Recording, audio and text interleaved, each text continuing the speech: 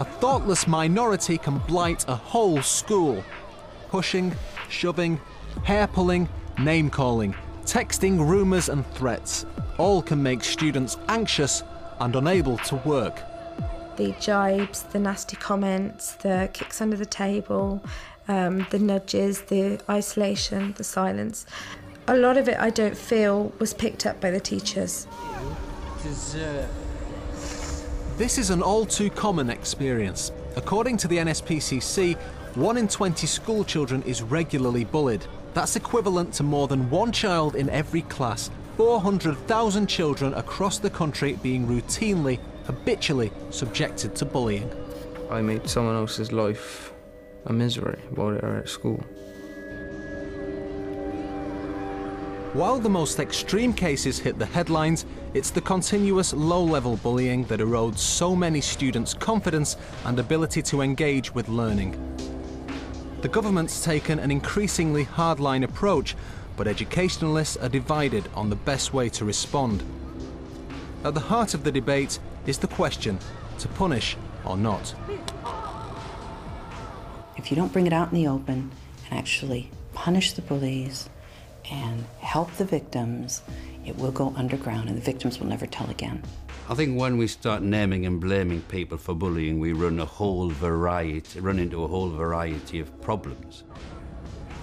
To help clarify the issues and complexities of this crucial debate, we hear from some of the key players, as well as personal testimonies of those directly affected. Lila Tomasi is a 25-year-old mother of 2. From her teens, she suffered hair loss through alopecia. Passionate about the importance of education, she's chair of governors at her daughter's nursery.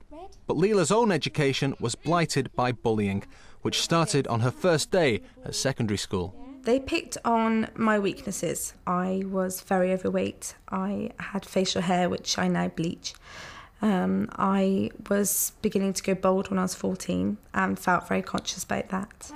They used to say, oh, you're ugly and you've got facial hair and baldy and can I shag your beard and you've got no friends and you're never going to have any friends. And at PE time, I remember I used to get undressed and the girls would just look at me and laugh. Sometimes the bullying was violent. On one occasion, Lila was cornered by 2 girls who kicked her, scratched her and pulled her hair. A third girl kept lookout. A teacher only intervened afterwards because she saw Lila crying. Because I was in such a broken down state, she asked what was wrong and it all came spilling out. And that's basically how it happened. If I'd have had a chance to calm down, I don't think I would have gone to a teacher at all. Lila was never told how the incident was dealt with. The violence stopped, but the intimidation carried on. By the age of 15, she couldn't take it anymore. I would have liked to have stayed and done my exams. My mum was ill and I was being bullied and felt it was just easier not to go to school anymore. I felt robbed of that because I did want to be something and go somewhere. David Berry died in 2004 at the hands of 2 boys from his Dorset school. Such cases are thankfully rare, but his father's views on punishment reflect those of many parents of victims.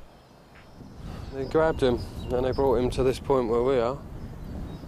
He affixed himself to the railings and they prized him off, threw him in.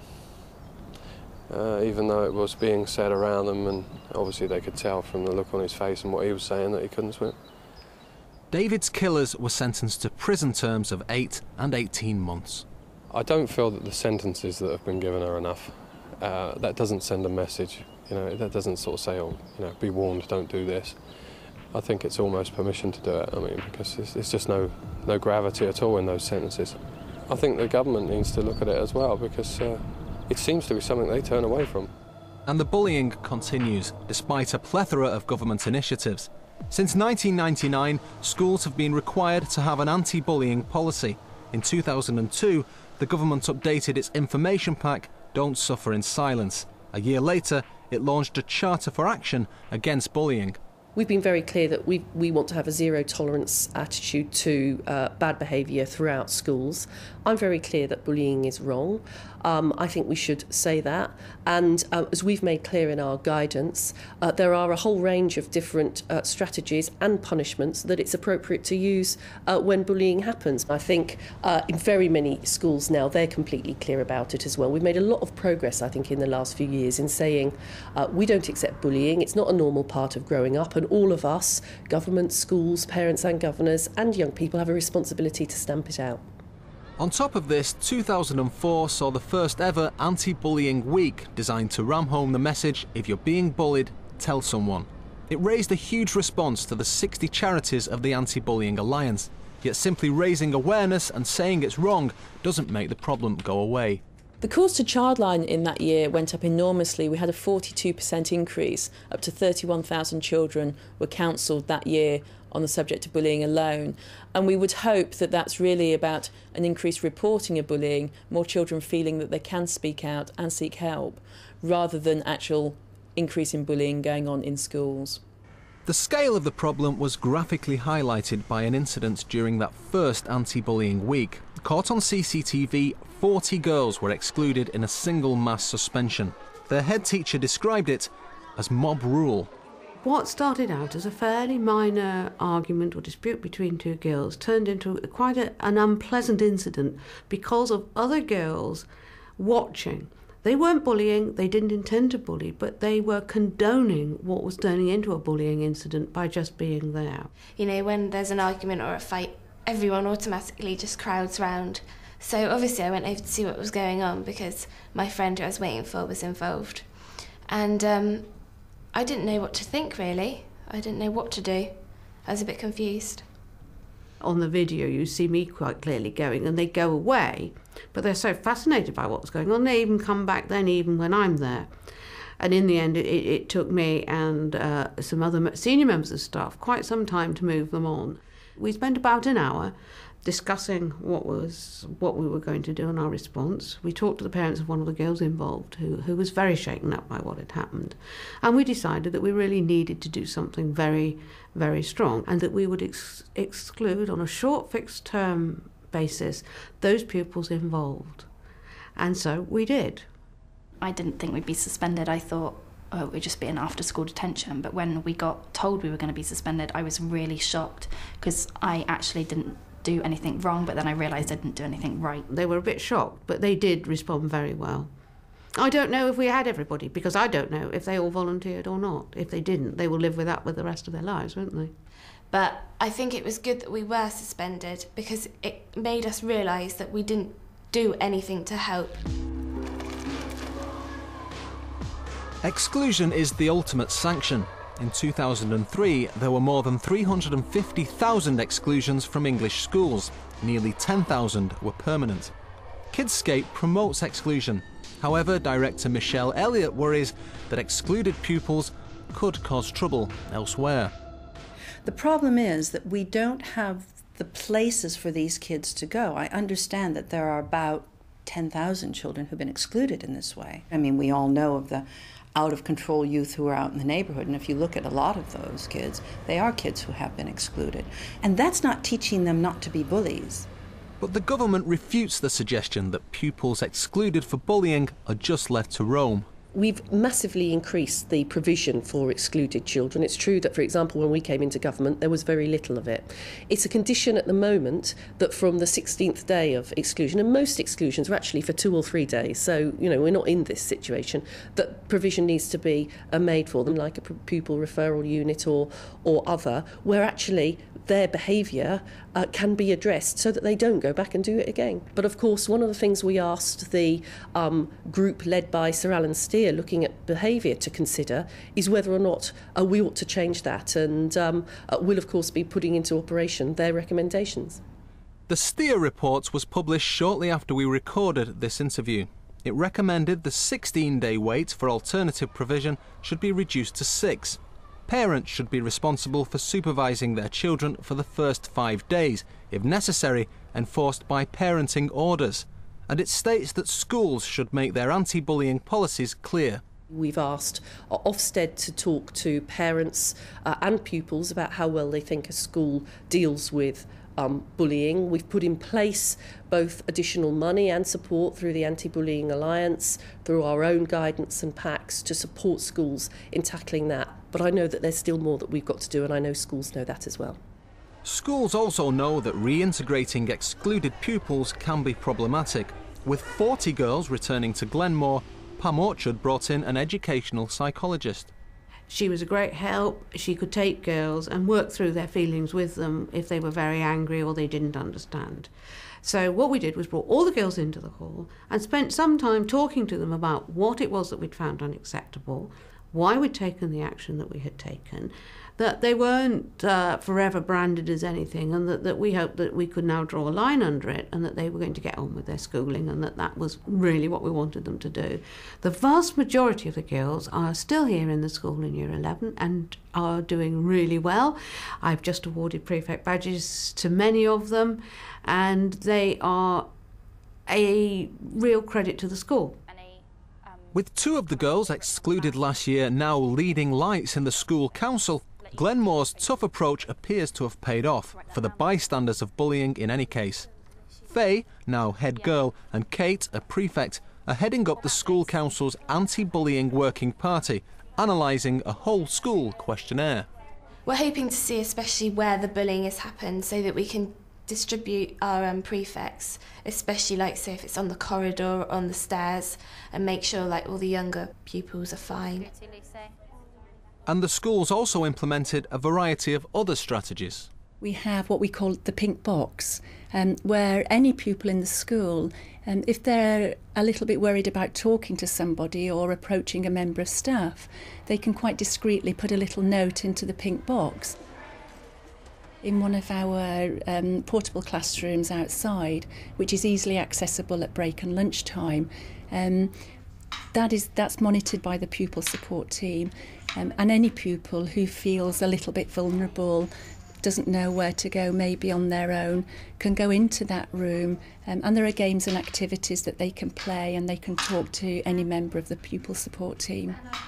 However, there are still key times when the school might seem daunting to younger pupils.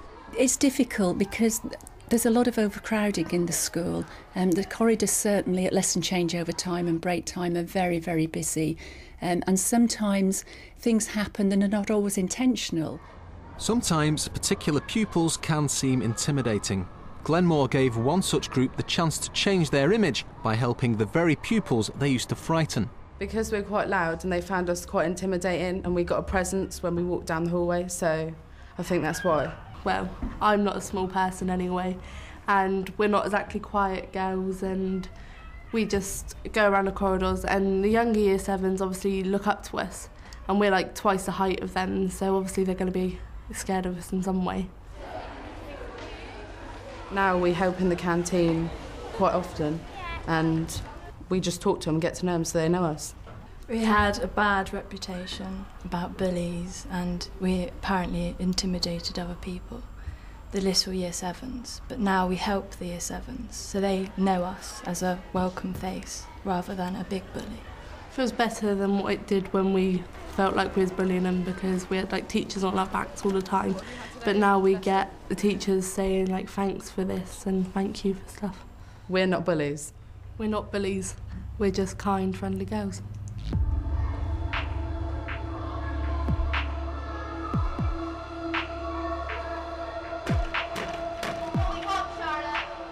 However, some believe that there is a more appropriate way to stamp out bullying where the focus is on the victims. The Kidsgate motto is keep kids safe. That would be the kids who are being bullied, keep them safe, and if possible, keep the bullies safe. But I will tell you that we get 16,000 calls a year.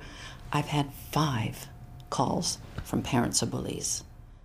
Part of the charity's work focuses on improving the self-esteem of victims. We help them so that when the bully comes at them, the bully has no handhold and can't get in. Now, the child, of course, is acting and may feel scared inside, but we turn them into ice mountains. It really works. Michelle's experience has led her to believe that the solution can also be in the victim's own hands. Well, you know, I used to say, never ever punch the bully because you'll get in trouble. And that always happens, and the victim goes, and the teacher goes, I caught you.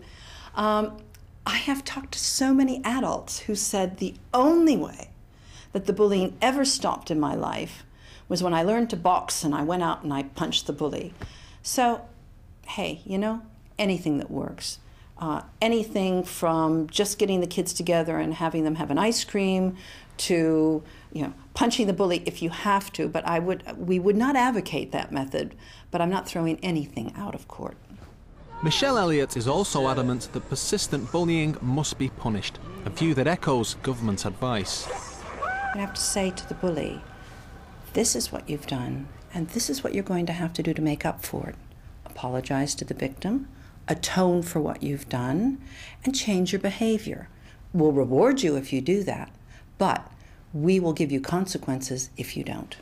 Within a certain framework, I mean, I, for example, think that we should also always be clear that bullying is wrong. We should always be clear that punishment is, that bullies should be punished. That's what we say in our guidance. Someone who's at odds with the government is George Robinson. He emphasises that punishing the bully can be counterproductive. One of the human responses is when you're blamed is to defend or to justify. So I think we run the risk of actually not making the bully look inside themselves to say, why should I change? They look outside and say, that person's got me into trouble. George Robinson is a former head teacher at a school for children with behavioural difficulties. With educational psychologist Barbara Mains, he designed a method called the no blame or support group approach. 50% of kids in schools don't report bullying, and if you ask them why, they're frightened that the teacher intervention will make life worse for them.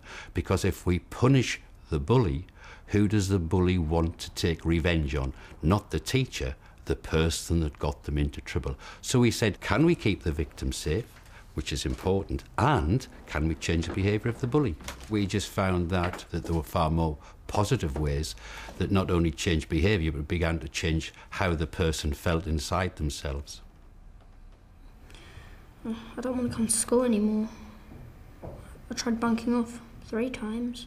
In the support group approach, a facilitator meets the victims alone and asks them to describe their feelings. Then, without the victim being there, the facilitator brings together what's called a healthy group. The group would include the bullies if there were some colluders, but we'd also bring in other kids who we knew would be unhappy when they heard the sad story of the victim and would want to do something. We then compose this healthy group and tell them the victim's story. But we don't blame anybody. We don't say, this happened and he did this. It's the feelings in the affective domain of how the victim is feeling, and then ask the kids to make a response, and the type of response, what can they do to help? It's an approach that's strongly criticised by Kidscape, despite both being under the Anti-Bullying Alliance umbrella. Well, they don't necessarily bring the victim into the same room as the bullies, but what they do is they bring the victim's feelings and thoughts and concerns to the bully, who has no interest in this victim at all. And what they're hoping, and it's a wonderful pious hope, is that the bully is going to develop empathy. The critics are always saying this is a soft option for bullies, which makes us laugh. We think this is a tough option. This is making people not only face up to themselves, but facing up to the peer group about their behaviour that has made somebody so miserable. We think the easy way out is to punish the bully, to exclude them. In a situation where real bullying is going on, where they have that sort of disregard, if you do not investigate what happened, write it down, and have consequences, you have taught the bullies that that is an okay way to behave. And I think that's appalling. Kidscape might not think the no-blame approach works, but the story of this 19-year-old former bully seems to demonstrate that it can. Well, basically, I was a bully. I made someone else's life a misery while they were at school. For not all his whole life at school, but for, say, a year of his life. And it was complete misery just because of me and my mates. You couldn't say it made you feel good, but it would, I don't know, in a way it gets stresses out of you. I know you shouldn't take things out on other people, but it would. I'd be in trouble, obviously. I'd have a head's detention or I'd get suspended. But that never worked. That was just winding you up even more, you could say. You start off bullying them, you get in trouble, you get suspended, you come back to school, you take it back out on them, you get in trouble, and it just keeps going round and round and round. Jamie's behaviour did not change until his school employed a different strategy. Somebody from the No Blame approach showed us a picture that they made the kid draw, which basically showed how he felt. It was just like loads and loads of big people all around on this page. They looked like a 2-year-old's drawing, like stick men, and then there's this little red man in the corner, and that was obviously him. And you could see where he's in the corner, he feels isolated and on his own. And then there was like about 1 or 2 blue people, and he said that's people who help him. The way the person from the No Blame approach put it across, it just made you think, what actually are you doing to this person? Why are you doing it? What do you get out of it? Because you don't get nothing out of it but trouble. It's not good for you, is it? After that, we all obviously went home and had to think about it when you're on your own. And the next day in school, we decided, instead of us being the people making his life hell, we'd make it a bit better for him in school. So I'm not saying we were best of mates with him, but we did have him as, like you could say, the friend who we looked out for, but we didn't hang around with him or anything like that. It was like, so from lesson to lesson, instead of kicking him all the way to the lesson, we'd just walk with him, so no one else would kick him. And within a few weeks, not a few weeks obviously, it's maybe 2-3 months, he was running through the corridors. It's a complete different story, and it just made me feel, I can't explain it, it's inside something that makes you feel warm inside, makes you realise you're not that bad after all. And there's a whole body of knowledge about labelling theory, that if we label somebody as a bad person and they perceive themselves to be a bad person, they'll behave like a bad person. I think the whole point of the no blame approach is to make people see themselves as good people who've behaved in a bad way. They ask the victim to write down, or draw if they're too little, how they feel. So I write down, I feel really, really bad when Johnny bullies me. It makes me cry, especially when he mentions my mother. Bullies are going, yeah, love it. I know exactly how to get at Michelle now. And the teacher thinks that we've sorted it because we've said to Michelle in front of her all these things. But the reality is what happens is that I never tell again. And I have got a file that thick. In fact, a letter that came in yesterday from parents who've withdrawn their kids from schools where they've used that approach. Nevertheless, the no blame or support group approach has been adopted as a key part of the anti-bullying strategy in Essex, the first time it's been promoted county-wide. Up until this year, we'd always had, I suppose, what a lot of schools have had, which was you found the bully, you spent all day trying to investigate, you got to the bottom of nothing, and you punished somebody, sometimes the wrong person, and the bullying carried on. So the school adopted the support group approach. As well as members of staff, the school uses older pupils as facilitators. We trained a group of peer mentors who were year 10 and are now year 11, and we attached them to year 7 and year 8 tutor groups. And those children now work daily with our younger students, and they're involved in listening to the problems they have, and they're always available for them to talk to. And sometimes peer mentors have personal experience to bring to the process. I'm useful as a peer mentor because I can understand how bullies bully and why they bully, because I have done it in the past. And once you understand how and why they do it, you can take steps to stop it. Being a peer mentor has helped Peter to understand the feelings of those he previously bullied. It wasn't always obvious because they tried to hide their feelings, and when they let their feelings go, that's when you realise, that's when you're slapped into reality, that it's not all fun. Bullying comes at the very heart of the emotional literacy debate. One of the things that schools are moving towards, the primaries have already adopted it, and it will be coming in September 2006 for secondaries, are the new SEALs, the social and emotional aspects of learning. And this means that all schools have got to think about how the children have positive or develop positive relationships with one another. I think it's had an effect to use the peer mentoring and the support group method on the ethos of our school, because there are some elements within our school, as I guess there are within any large comp, where it is being seen to be cool to be one of the troublemakers rather than one of the peacemakers. And we're trying to up the status of the peacemakers. We now know that having a solid peer support system in schools actually does mean that your A to C grades do go up.